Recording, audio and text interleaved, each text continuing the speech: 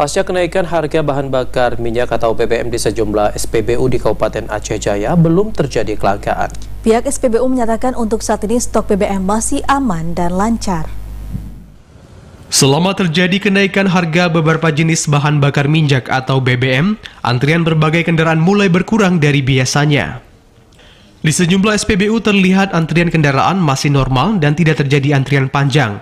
Pihak SPBU pun memastikan untuk stok semua BBM tidak ada kendala.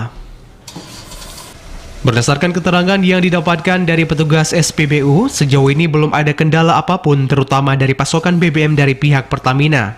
Bahkan untuk saat ini pasokan yang diberikan aman dan lancar, sehingga para warga tidak perlu khawatir terhadap kelangkaan BBM terutama BBM bersubsidi. Salah seorang petugas SPBU Calang, Beni, mengungkapkan, sejauh ini belum ada masyarakat yang mengeluh terhadap kelangkaan BBM di SPBU-nya ini. Namun demikian, dirinya tidak menampik jika selama ini masih terjadi antrian kendaraan, namun masih dalam batas normal.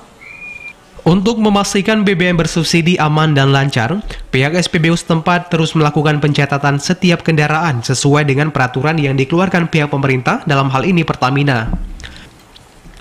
Sehingga BBM bersubsidi tepat sasaran dan tidak terjadi penyelewengan dari pihak oknum tertentu. Dari Aceh Jaya, Musliadi, TVRI melaporkan.